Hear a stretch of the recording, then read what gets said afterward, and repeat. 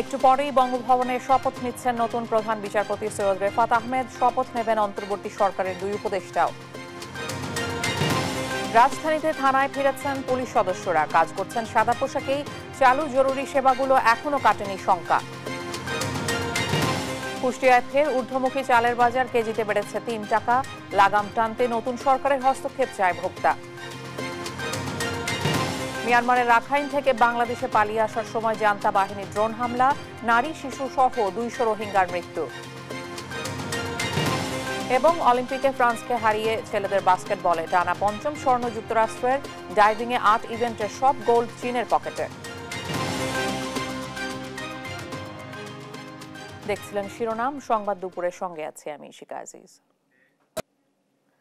কিছুক্ষণের মধ্যে বঙ্গভবনে শপথ নেবেন নতুন প্রধান বিচারপতি সৈয়দ রেফাত আহমেদ। শনিবার দেশের ২৫তম প্রধান বিচারপতি হিসেবে তাকে নিয়োগ দেন রাষ্ট্রপতি।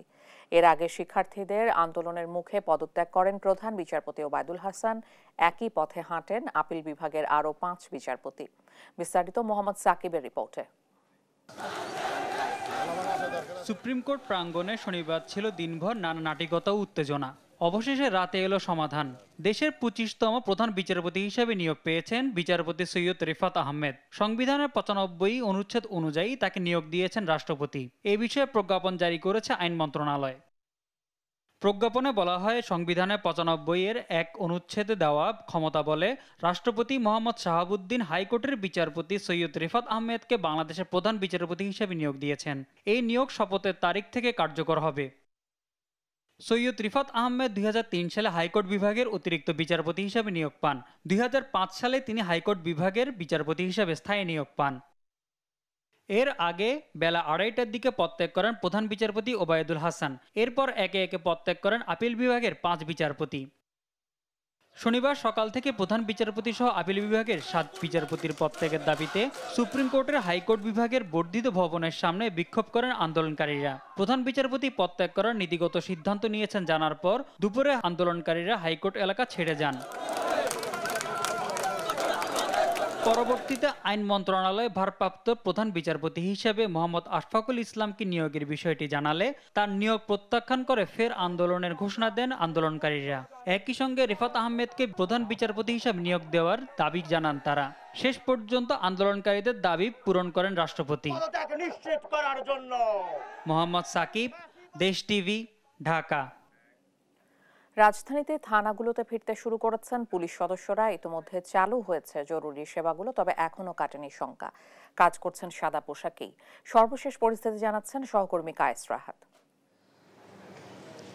দেশের পরিস্থিতি স্বাভাবিক হয়ে যাওয়ার সাথে সাথেই থানাগুলোতে ফিরতে শুরু করেছে পুলিশ সদস্যরা। আমরা এই মুহূর্তে রয়েছি মতিঝিল থানায় এবং এখানে এসে আমরা দেখতে পেয়েছি যে পুলিশ যারা সদস্য ছিলেন এখানে কর্মরত, তারা ধীরে ধীরে তাদের যে কর্মস্থল সেখানে ফিরতে শুরু করেছেন। এবং রাজধানীর অন্যান্য থানাগুলোর ক্ষেত্রে যেটি দেখা গিয়েছে সেটি হচ্ছে যে যেই থানাগুলো একেবারেই ধ্বংস হয়ে যায়নি বা পুড়িয়ে দেওয়া হয়নি, সেই থানাগুলোতে মোটামুটিভাবেই যারা সেখানকার কর্মরত ছিলেন বা পুলিশ সদস্য ছিলেন তারা মোটামুটি সিভিল ড্রেসে হলেও সেই জায়গাগুলোতে ফিরে এসছেন এবং তাদের যে স্বাভাবিক কাজ সেই স্বাভাবিক কাজটি এখন তারা ধীরে ধীরে আবার চালু করে দিচ্ছেন। তারা বলছেন তারা যে ধরনের কাজগুলো সাধারণত করে থাকেন, যেমন জিডি নেয়া, তারপর হচ্ছে যে পাসপোর্টের যে বিষয়টি থাকে, পুলিশ ক্লিয়ারেন্স বা ভেরিফিকেশনের যে ব্যাপারগুলো থাকে, সেই ব্যাপারগুলো কিন্তু তারা ইতোমধ্যেই চালু করছেন এবং ইতোমধ্যে সেই জিনিসগুলো তারা করে যাচ্ছেন। এবং এই ক্ষেত্রে অন্য একটি বিষয় যেটি লক্ষণীয় সেটি হচ্ছে যে তারা পুলিশের যে ড্রেসটা বা পুলিশের যে ইউনিফর্মটা ছিল সেই ইউনিফর্মটা ব্যবহার করছেন না, তার বদলে তারা স্বাভাবিক যে পোশাক মানুষজন পরে থাকে সেই স্বাভাবিক পোশাকে বা সিভিল ড্রেসেই তারা এই ধরনের কার্যক্রমটা চালু রাখছেন। এবং তারা এটা বলছেন যে রাজধানীর অন্যান্য যে থানাগুলো মোটামুটি ধ্বংসপ্রাপ্ত হয়ে গিয়েছে বা পুড়িয়ে দেওয়া হয়েছিল, তো সেই থানাগুলোতে ধীরে ধীরে আবার থানাগুলো সংস্কার করা হবে এবং এরই ভেতর যত দ্রুত সম্ভব যে পুলিশ সদস্য যারা ছিলেন তারা তাদের নিয়মিত যে কার্যক্রম সেই কার্যক্রমে ফিরবেন। পুলিশ সদস্যরা বলছেন যে তারা জনসাধারণ এবং শিক্ষার্থী যারা এ পর্যন্ত মাঠে রয়েছেন তাদের সহযোগিতা কামনা করছেন এবং তারা বলছেন যে যদি জনগণ এবং শিক্ষার্থী বলতে সর্বস্তরের মানুষ যদি পুলিশদের সাথে সহযোগিতা করে তবে সেটা দেশের জন্য বা দেশের আইন শৃঙ্খলা রক্ষা করার জন্য একটি সর্বাঙ্গীন মঙ্গল বয়ে নিয়ে আসবে। মতিঝিল থানা থেকে এই ছিল আমার কাছে সর্বশেষ। রাজধানীর ট্রাফিক ব্যবস্থাপনা নিয়ে বিস্তারিত জানাতে সায়েন্স ল্যাব থেকে যুক্ত হচ্ছেন সহকর্মী আলিমুজ্জামান সাফওয়ান। সরাসরি যাচ্ছি তার কাছে। সাফওয়ান, এখন ট্রাফিক ব্যবস্থাপনা কেমন দেখছেন?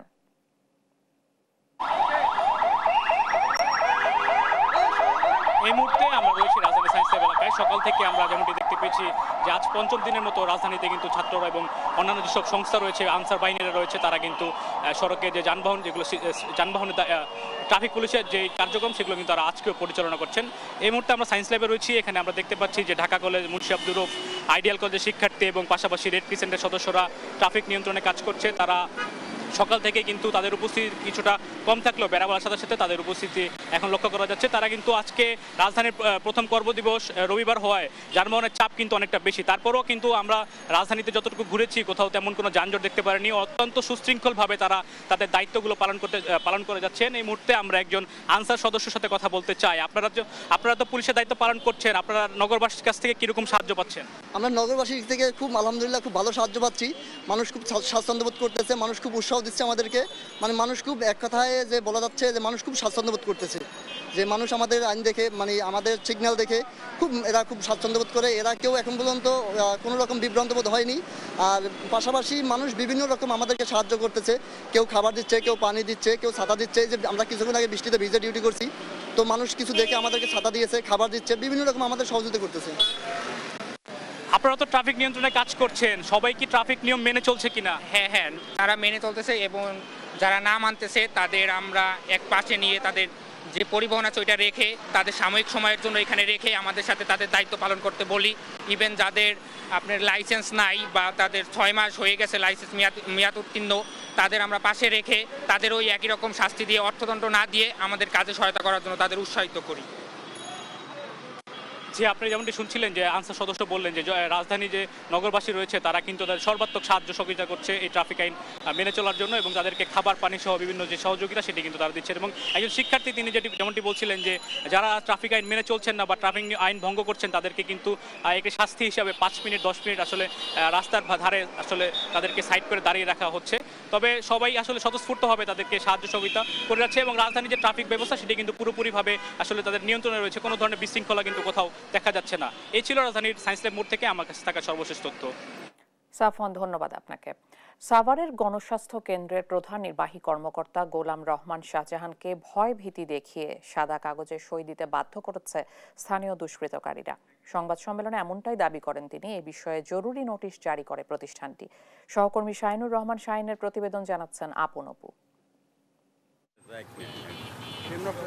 শনিবার বিকেলে সাভারের গণস্বাস্থ্য কেন্দ্রের হাসপাতালে সংবাদ সম্মেলন করেন প্রধান নির্বাহী কর্মকর্তা গোলাম রহমান শাহজাহান। অভিযোগ করেন কিছু দুষ্কৃতিকারী তারা আশুলিয়ার বাসায় ঢুকে ভয় দেখিয়ে জোরপূর্বক সাদা কাগজে সই নিয়েছে। সেই কাগজ দিয়ে ছড়ানো হয় তার পদত্যাগের অপপ্রচার। সাদা কাগজে স্বাক্ষর করার জন্য তারা চাপ দিতে থাকে। আমিও দেখলাম আমার সাথে আর কেউ নাই, তারা 10-12 জন লাঠি সোটা হাতে। তখন আমি স্বাক্ষর করে দিলাম, ওরা স্বাক্ষর নিয়ে চলে গেছে। তো পরবর্তীতে আমি এটার কাউন্টার হিসাবে আরেকটা আমি যে পদত্যাগ দেই নাই এই ধরনের একটা বিজ্ঞপ্তি আমি আমাদের অফিসে দেওয়া হয়ে গেছে। প্রতিষ্ঠানটির ট্রাস্টি বীর মুক্তিযোদ্ধা ডাক্তার নাজিমউদ্দিন আহমেদ জানান, গণস্বাস্থ্য কেন্দ্রের সুনাম নষ্ট করছে একটি মহল। কারণ এটা জনগণের সম্পদ, এটা ট্রাস্টের সম্পদ, এটা আমার ব্যক্তির সম্পদ না। আমি 2 পয়সা কামাইলে এটা আমার জনগণের জন্য আমি খরচ করব। কিন্তু আমার লোকেরা যারা আছে তারা ভীত। হঠাৎ একজন বলে এই আজকে এত লোক আইতেছে, আজকে ছাত্ররা আইতেছে, আজকে উমুক আইতেছে, কিন্তু আমি কিন্তু এটা ভীত না। ওরা কেন আসবে? আমার ছাত্ররা এখানে কেন আসবে? এরা দুর্নীতির বিরুদ্ধে জেহাদ ঘোষণা করেছে, আমি দুর্নীতির বিরুদ্ধে জেহাদ ঘোষণা করেছি, আমার সংগঠন আমি চালাচ্ছি, ওরা কেন এখানে আসবে? আমি এটা ওদেরকে বুঝাইতে পারতেছি না। ওদের বলেন যে ওরা আসবে না। এ ঘটনায় জরুরি নোটিশ জারি করে সবাইকে সতর্ক থাকার পরামর্শ প্রতিষ্ঠানটির। নিউজ ডেস্ক, দেশ টিভি। কুষ্টিয়ায় আবারও ঊর্ধ্বমুখী চালের বাজার। সপ্তাহের ব্যবধানে মিনিকেট সহ সব ধরনের চালের দাম কেজিতে বেড়েছে 3 টাকা। তবে স্থিতিশীল রয়েছে সবজি সহ মাছ মাংসের বাজার। এদিকে তদারকির দায়িত্বে থাকা কর্মকর্তারা মাঠে না থাকলেও দাম নিয়ন্ত্রণে কাজ করছে শিক্ষার্থীরা। ভোক্তাদের প্রত্যাশা, পণ্যের দাম নাগালের মধ্যে আনতে দ্রুতই কার্যকরী পদক্ষেপ নেবেন নতুন সরকার। ইরফান রানার ক্যামেরায় কুষ্টিয়া থেকে নাহিদ হাসান তিতাসের রিপোর্ট। স্বৈরাচার শেখ হাসিনা সরকার পতনের পর কুষ্টিয়ায় স্বাভাবিক হতে শুরু করেছে জনজীবন। তবে স্বস্তি ফেরেনি নিত্যপণ্যের বাজারে। সপ্তাহের ব্যবধানে কুষ্টিয়ার বাজারে সব ধরনের চালের দাম কেজিতে বেড়েছে 2 থেকে 3 টাকা। বাজারে সরু মিনিকেট চাল কেজিতে 2 টাকা বেড়ে বিক্রি হচ্ছে 70 টাকায়। কাজললতা চাল কেজিতে 3 টাকা বেড়ে বিক্রি হচ্ছে 64 টাকা।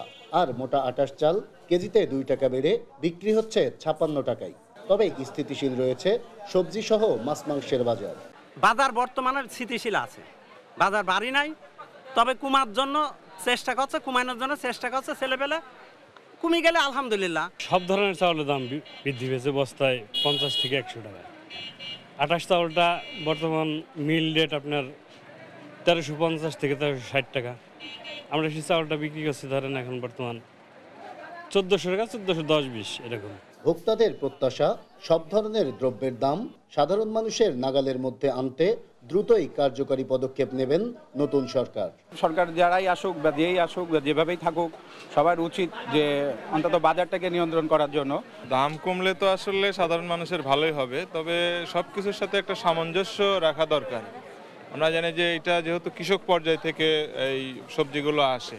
এদিকে বাজার তদারকিতে দায়িত্বশীল কর্মকর্তারা মাঠে না থাকলেও দাম নিয়ন্ত্রণে কাজ করছে শিক্ষার্থীরা, দিচ্ছেন মূল্য তালিকা রাখা সহ সহনশীল মূল্যে পণ্য বিক্রির আলটিমেটাম। বাজারের সব বাজারে আমরা মনিটরিং করেছি, ক্ষেত্রে আমরা দেখেছি বাজারের অবস্থা কোনো সবজি বিক্রেতাই তাদের দোকানে কোনো মূল্য তালিকা নেই, যেটা সবথেকে গুরুত্বপূর্ণ বিষয়। দীর্ঘদিন ধরে বাজারে অরাজকতা নতুন সরকারের কার্যকরী পদক্ষেপে দ্রুতই নিয়ন্ত্রণে আসবে বলে প্রত্যাশা সবার। নাহিদ হাসান তিতাস, দেশ টিভি, কুষ্টিয়া। সাভারে কিছুটা কমেছে সব ধরনের নিত্যপণ্যের দাম, সেখানকার বাজার দর নিয়ে আরো জানাচ্ছেন সহকর্মী শাহিনুর রহমান। আমি কিন্তু এই মুহূর্তে আছি সাভারের সবচেয়ে ব্যস্ততম একটি পাইকারি আড়ত এবং খুচরা বাজার, যে বাইপাল আড়ত, এখানে কিন্তু আছে। আপনি দেখতে পাচ্ছেন যে সকাল থেকে কিন্তু আমরা দেখতে পাচ্ছি যে বাজার কিন্তু অনেকটা জমে উঠেছে। এবং আপনি জানেন যে গত কয়েকদিনের ছাত্ররা এবং অন্যান্য যে সংস্থা থেকে মনিটরিং করার পরে কিন্তু বাজারটা একটু হলেও দাম কিছুটা কমেছে, এমনটি কিন্তু আমরা দেখেছি। আজকে কিন্তু অনেকটা পরিবর্তন আমরা পেয়েছি, আবার কিছু কিছু দোকানে কিন্তু পরিবর্তন পাইনি। বিশেষ করে দেখেছি যে কিছু কিছু দোকানে কিন্তু মূল্য তালিকা টানানো আছে, আবার কিছু কিছু দোকানে আমরা দেখেছি যে মূল্য তালিকা টানানো নেই। এবং সেই সাথে আপনাদেরকে যদি জানাই যে বাজারে বিশেষ করে পেঁয়াজ, আলু থেকে শুরু করে অন্যান্য যে সবজিগুলো আছে প্রত্যেকটা জিনিসের দাম কিন্তু 2 থেকে 5 টাকা করে কমেছে, এমনটি কিন্তু দেখেছি। এবং আমরা দেখেছি যে গত কয়েকদিন আগে পেঁয়াজের দাম কিন্তু 110 টাকা কেজি দরে থাকলেও আজকে দেখেছি যে 90 টাকা দরে কিন্তু বিক্রি হচ্ছে এই পেঁয়াজ। এবং আলুর দাম দেখেছি গত কয়েকদিন আগে 60 টাকা কেজি দরে বিক্রি হলেও আজকে কিন্তু দেখেছি যে 45 থেকে 50 টাকা কেজি দরে বিক্রি হচ্ছে, এমনটি কিন্তু আমরা দেখতে পাচ্ছি। আমরা যদি একটু দেখাই আপনাদেরকে যে বাজারের সর্বশেষ অবস্থাটা, যে আমরা দেখতে পাচ্ছি যে সব ধরনের সবজি কিন্তু এখানে আছে। আমরা যদি এখানে একজন দোকানির সাথে কথা বলার চেষ্টা করি যে এই যে বাজারের যে দামের, আপনার তো দোকান, একটু যদি আপনার সাথে একটু কথা বলার চেষ্টা করি, জিনিসপত্রের একটু দামটা নিয়ে আমরা একটু কথা বলি। বিশেষ করে এই যে এগুলো একটু দামগুলো বলেন আমাদের। এই চিচিঙ্গা আপনাকে 40 টাকা কেনা, ঠিক আছে, 50 টাকা বিক্রি। লতি আপনাকে 60 টাকা কেনা, 70 টাকা বিক্রি। জালি আপনাকে 35 টাকা কেনা, 40 টাকা বিক্রি। ঠিক আছে, লাউ 40 টাকা কেনা, 50 টাকা বিক্রি। এখন ব্যবসায়ীরা মুক্ত হয়েছে, এই যে দেশ মুক্ত হয়েছে, এই জন্য ব্যবসায়ীরা সবাই খুশি। আপনারা কি মূল্য তালিকা টানিয়েছেন? আমরা মূল্য তালিকা দিয়েছি, এখন যে রেট আছে ওই রেটের আমরা মূল্য তালিকা দিয়েছি। আচ্ছা, যেমনটি বলছিলেন একজন দোকানি, আমরা যে কথা বললাম যে উনি কিন্তু জানিয়েছে যে বাজারে যে ওনারা যদি কমে কিনতে পারে কমে কিন্তু ওনারা বিক্রি করবে, এমনটি কিন্তু বলেছে। এই ছিল আশুলিয়ার বাইপাল বাজার থেকে। নরসিংদীতে যাত্রীবাহী বাস নিয়ন্ত্রণ হারিয়ে ওভারপাসের নিচে পড়ায় 2 জন নিহত, আহত হয়েছেন 40 জন। রবিবার রাত 1টার দিকে পৌর শহরের বাসাইল এলাকায় ঢাকা সিলেট মহাসড়কে এই দুর্ঘটনা ঘটে। স্থানীয় ও প্রত্যক্ষদর্শীরা জানান, সিলেটগামী ঢাকা এক্সপ্রেস যাত্রীবাহী বাসটির সামনে থাকা একটি মালবাহী ট্রাককে ওভারটেক করতে গিয়ে অপর আরেকটি ট্রাকের মুখোমুখি হয়ে বাসটি নিয়ন্ত্রণ হারিয়ে ওভারপাসের নিচে পড়ে যায়। ফায়ার সার্ভিস ও সেনা সদস্যের সহায়তায় আহতদের উদ্ধার করে নরসিংদী জেলা হাসপাতালে নেওয়া হয়। আহতদের মধ্যে 10 জনকে আশঙ্কাজনক অবস্থায় ঢাকা মেডিকেল কলেজ হাসপাতালে পাঠানো হয়েছে। বিষয়টি নিশ্চিত করেছেন নরসিংদী ফায়ার সার্ভিস ও সিভিল ডিফেন্সের স্টেশন কর্মকর্তা মোহাম্মদ রায়হান।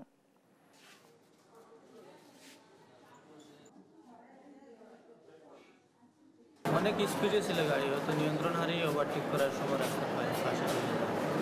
এইখান থেকে গাড়িটা আসতে গাড়িটা পড়ে গেছে, তখন দূর পার আইসা গাড়িটারও যাত্রীগুলার উদ্ধার করলাম। যাত্রীগুলা যারা হাসপাতাল পাঠানো হয়েছে, যত রুগী আছে সব এখানে ভর্তি আছে এখন। আর যারা ইমার্জেন্সি রুগী তাদের ঢাকা মেডিকেল নেওয়া হয়েছে, এখনো 2 জনই আছে। তার মধ্যে আমার ভাতিজি সিলেট গ্রামে বাচ্চা ছিল, তার মধ্যে আমার ভাতিজি একজন আছে, তা অনেক গুরুতর, এখন পাঠাইলাম ঢাকা মেডিকেল। হামলার ঘটনায় কর্মবিরতিতে চট্টগ্রাম রেলওয়ের নিরাপত্তা বাহিনী আরএনবির সদস্যরা 12 দফা দাবিতে পঞ্চম দিনের মতো কর্মবিরতি চলছে। বিভিন্ন অনিয়মের অভিযোগ তুলে বাহিনীটির পূর্বাঞ্চলের প্রধানের অপসারণের দাবি তুলেছেন আন্দোলনকারীরা। সহকর্মী AKM নাজিমের তথ্য ছবিতে ফারজানা ইসলামের ডেস্ক রিপোর্ট। স্বৈরাচার শেখ হাসিনা দেশ ত্যাগের পর আইন শৃঙ্খলা বাহিনী থেকে শুরু করে দেশে বিভিন্ন সেক্টরে বিশৃঙ্খলা শুরু হয়। 6 আগস্ট সিলেটের ভোলাগঞ্জে দায়িত্ব পালনকালে হামলার শিকার হয় চট্টগ্রাম রেলওয়ে নিরাপত্তা বাহিনীর আরএনবি সদস্যরা। ওই ঘটনার পর 12 দফা দাবিতে কর্মবিরতিতে যান তারা। গত 5 দিন ধরে চট্টগ্রাম রেল স্টেশনে বিক্ষোভ করছেন নিরাপত্তা বাহিনীর সদস্যরা। বাহিনীর নীতিমালা অনুযায়ী নিজস্ব তত্ত্বাবধানে নিয়োগ প্রক্রিয়া সম্পন্ন করা, স্থায়ীভাবে ভোলাগঞ্জ সার্কেল দ্রুত প্রত্যাহার, আরএনবি আইন 2016 অনুযায়ী বাহিনীর কর্মচারীদের সব সুযোগ সুবিধা নিশ্চিত করা সহ 12টি দাবি উপস্থাপন করেছেন আরএনবির সদস্যরা। আমরা 12টা দাবি, যেটা যৌক্তিক দাবি আমাদের রেলওয়ে নিরাপত্তা বাহিনীর জন্য, আমরা ওইটা উপস্থাপন করছি। রেলওয়ে নিরাপত্তা বাহিনীর একটা পরিপূর্ণ সংস্কার চাই। পরিপূর্ণ সংস্কারের মধ্যে আমাদের অনেক রকমের সমস্যা আছে। আমাদের বেতন বৈষম্য আছে, আমরা শৃঙ্খলা বাহিনী, আমাদের ঝুঁকি ভাতার প্রয়োজন আছে, আমাদের স্টাফগুলো বিভিন্ন জায়গায় আহত নিহত হচ্ছে, তারপর আমাদের রেশনিং সুবিধা নেই। যতদিন আমাদের দাবি পূরণ না হবে ততদিন আমাদের দাবি তো চলতেই থাকবে। ন্যায্য দাবিতে আরএনবির সব সদস্যের কর্মবিরতি চলমান থাকায় কোনো প্রকার বিভাগীয় বদলি ও হয়রানি না করার দাবিও অন্তর্ভুক্ত আছে 12 দফায়। নিউজ ডেস্ক, দেশ টিভি। সচিবালয়ে প্রথম কার্যদিবসে অফিস করেছেন বেশ কয়েকজন উপদেষ্টা। এ নিয়ে আরো জানাতে এই মুহূর্তে সেখান থেকে যুক্ত হচ্ছেন সহকর্মী ফখরুল ইসলাম। ফখরুল, প্রথম কার্যদিবসে কোন কোন উপদেষ্টা অফিস করেছেন আর কি কি জানিয়েছেন তারা?